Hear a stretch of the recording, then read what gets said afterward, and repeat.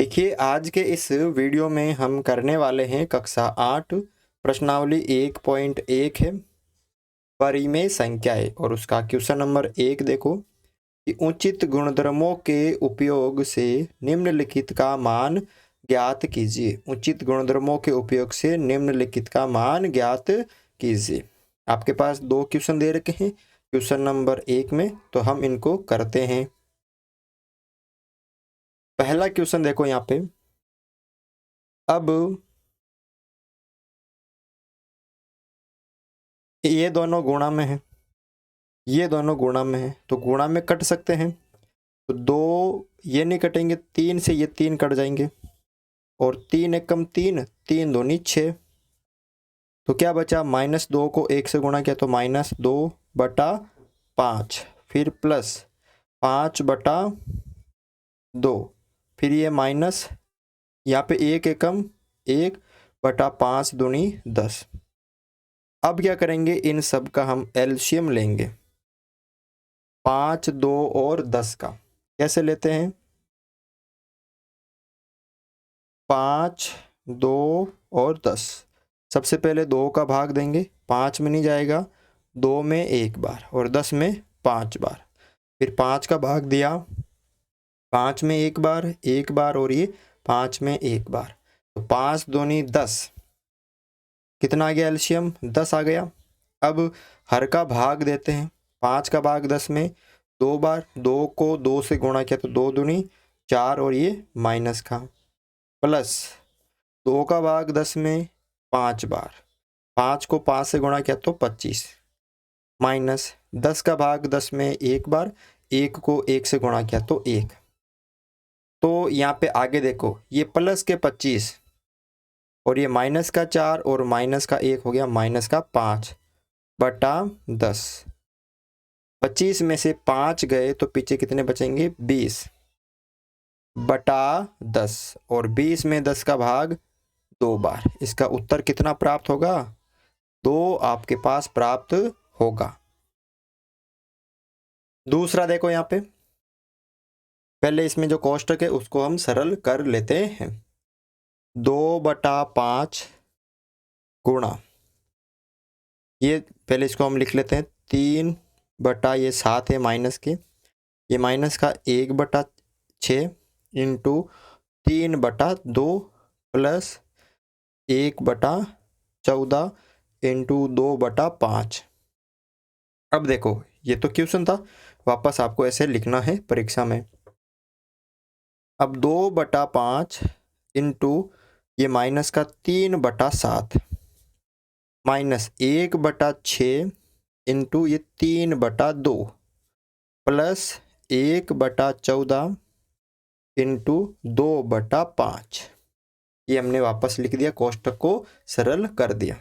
अब देखो, ये दोनों नहीं कट रहे हैं, ये भी नहीं कट रहे, ये नहीं कट रहे, तो इनको गुणा कर दो।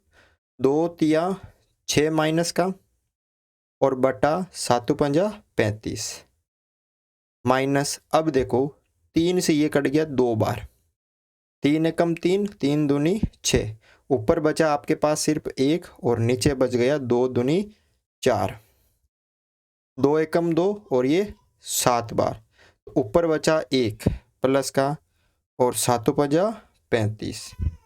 ठीक है ना। अब क्या लेंगे, इन तीनों का एलसीएम हम लेंगे, तो वो अभी हमने किया था अभाज्य गुणनखंड विधि से। 35, 4 और 35 का 2 का भाग दिया, 35 में नहीं जाएगा, फिर 4 में 2 बार, फिर 35 में नहीं जाएगा, फिर वापस 2 का भाग दिया, 35, 2 में 1 बार और ये 35, फिर 5 का भाग दिया, 35 में 7 बार, ये 1 और 35 में 7 बार, फिर 7 का भाग दिया, 7 एकम 7, ये 1 और ये 1, 7 पंजा 35, 35 दूना 70 और 70 दूना 140, कितना हो गए 140। इन तीनों का एलसीएम आ गया 140। अब 35 का भाग 140 में कितनी बार जाएगा, 4 बार, और 4 को 6 से गुणा करेंगे तो 6 चौक 24, ये माइनस 4 का भाग 140 में कितनी बार जाएगा, 35 बार। कितनी बार? 35 बार। 35 को 1 से गुणा करेंगे तो 35, प्लस 35 का भाग 140 में 4 बार, 4 को 1 से गुणा करेंगे तो 4 एकम 4। अब यहाँ पे देखो, ये भी माइनस का, ये भी माइनस का, तो माइनस माइनस के कितने हो गए? माइनस माइनस के हो गए माइनस का 59, और प्लस का ये 4/140। अब देखो, माइनस के 59 में से 4 गए तो माइनस के कितने बचेंगे? 55 बचेंगे, बटा ये नीचे 140।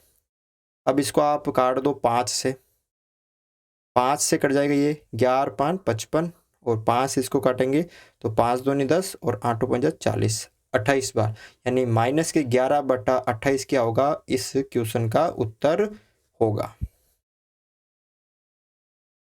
क्वेश्चन नंबर 2 क्या है कि निम्नलिखित में से प्रत्येक के योज्य प्रतिलोम लिखिए। आपको 5 क्वेश्चन दे रखे हैं, इन सब के योज्य प्रतिलोम लिखिए। पहले तो ये देख लीजिए कि योज्य प्रतिलोम होता क्या है। ठीक है, योज्य प्रतिलोम का मतलब होता है जैसे कोई भी संख्या है, उसके अंदर अगर हम 0 को जोड़ देते हैं तो उस संख्या पे कोई भी प्रभाव नहीं पड़ता है।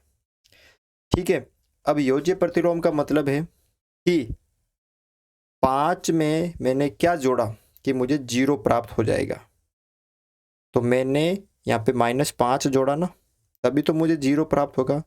अगर मैंने -5 में क्या प्लस करूँगा, प्लस के 5 प्लस करूँगा, तभी तो 0 प्राप्त होगा। ठीक है ना। योज्य प्रतिलोम का मतलब है कि जो भी आपको संख्या दे रखी है उसमें क्या प्लस किया जाए कि उसका मान 0 हो जाएगा। तो आपको क्या याद रखना है, अगर वो संख्या प्लस की है तो उसका उत्तर होगा माइनस में, अगर वो संख्या माइनस में है तो उसका उत्तर होगा सेम संख्या प्लस में। तो हम एक एक क्वेश्चन इसके करते हैं सरल। पहला क्वेश्चन देखो, 2/8। तो हल 2/8। अब 2/8 प्लस की संख्या है तो इसका उत्तर क्या होगा कि मैं माइनस करूंगा 2/8, तभी तो मुझे 0 प्राप्त होगा ना। तो प्लस की संख्या का उत्तर होगा माइनस में और माइनस की संख्या का उत्तर होगा प्लस में। तो 2/8 का योज्य प्रतिलोम माइनस का 2/8 होगा। तो आप लिख सकते हैं अतः 2/8 का योज्य प्रतिलोम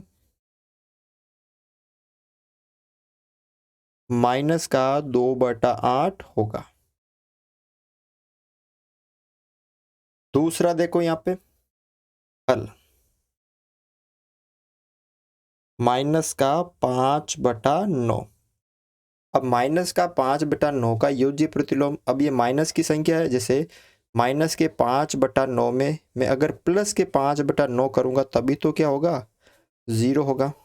तो माइनस की संख्या का उत्तर प्लस में और प्लस की उत्तर के जो है वो माइनस में होगा। तो अतः -5/9 का योज्य प्रतिलोम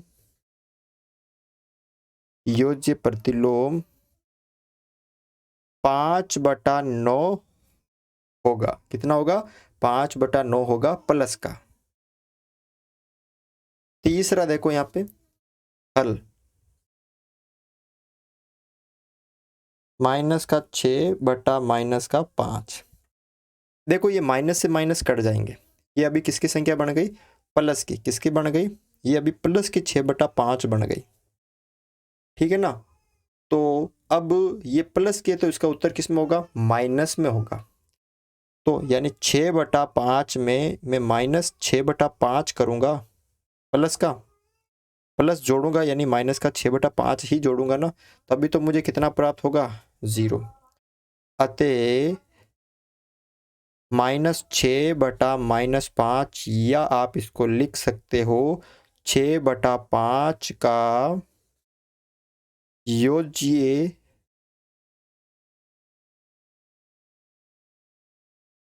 प्रतिलोम माइनस का 6/5 होगा, क्योंकि ये प्लस की बन गई। चौथा क्वेश्चन देखो यहाँ पे अगला हल,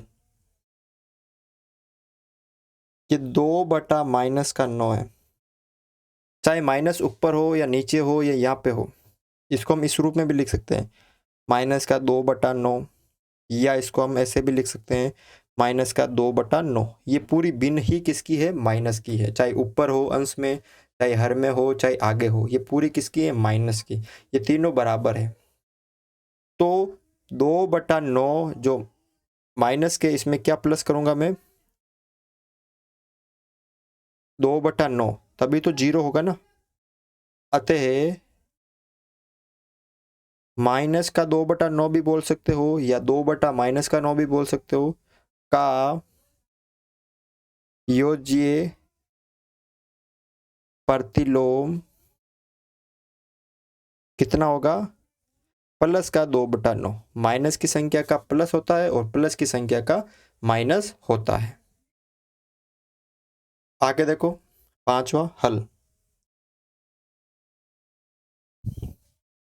19/-6। अब 19/-6, ये माइनस की संख्या है, तो इसमें मैं प्लस करूंगा, प्लस की ही संख्या, तभी तो मुझे 0 प्राप्त होगा। 19/6 में से 19/6 चले जाएंगे, क्योंकि माइनस प्लस घटते हैं। अतः -19 इसको आप 6 भी बोल सकते हो, माइनस का 19/6 या 19/-6 का योज्य प्रतिलोम कितना होगा? 19/6 होगा, किसका? प्लस का। ठीक है, तो आप इस तरह से ये क्वेश्चन सरल कर सकते हो।